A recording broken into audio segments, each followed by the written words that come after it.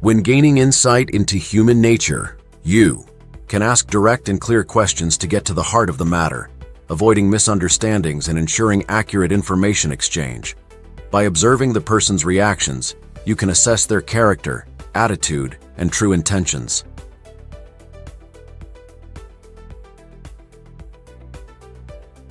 Once you understand the general idea, how do you ask clear and direct questions and observe the responses? First, master the art of asking questions. Focus on the core issue and ask directly, avoiding ambiguity or straying from the topic. Second, avoid leading questions. Maintain neutrality in your questions to prevent bias. Third, carefully observe the person's reactions. In terms of verbal responses, pay attention to whether their answers are logical and sincere.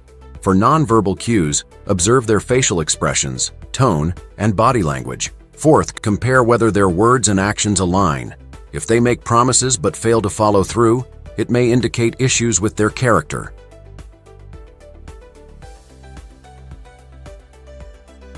Once you master the strategy, you can apply it to real-life situations. For example, in a job interview, if you're the interviewer assessing a candidate, first, ask specific questions to understand the candidate's abilities. For example, can you give an example of how you resolved a conflict in a team project? This question helps you gauge the candidate's problem-solving and conflict resolution skills. Second, observe the confidence in their response. If the candidate answers confidently, like, "In my previous job, our team had a disagreement due to uneven task distribution. I organized a meeting to listen to everyone's views and redistributed the tasks.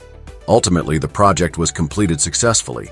This indicates that the candidate has strong professional qualities and the ability to handle conflict. Third, if the candidate's response is vague or evasive, this could suggest a lack of relevant experience or a lack of honesty.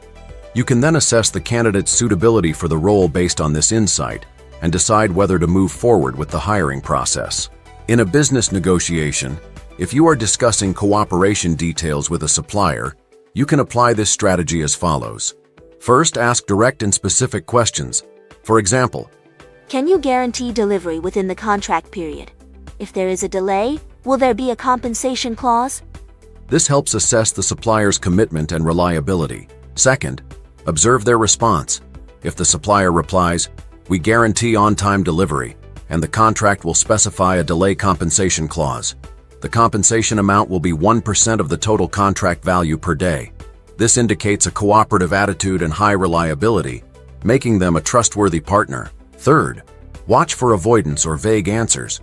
If the supplier avoids responsibility or gives ambiguous responses, it may signal a lack of sincerity and reliability. In such cases, reconsidering or renegotiating the terms can help reduce business risks. For example, if your friend has been acting unusually and you want to understand their true thoughts, you can take the following approach. First, start with a gentle inquiry. Ask, "You seem to have something on your mind lately. Have you run into any trouble? Do you need my help?" This allows you to gauge whether they are willing to open up. Second, observe their response. If they say, "Work has been stressful lately. My boss isn't happy with my performance and I'm feeling a bit anxious," this indicates trust, showing that they are willing to share their concerns with you. Third, analyze their tone and behavior. If they speak with a heavy tone or show signs of anxiety, it confirms that they are genuinely struggling.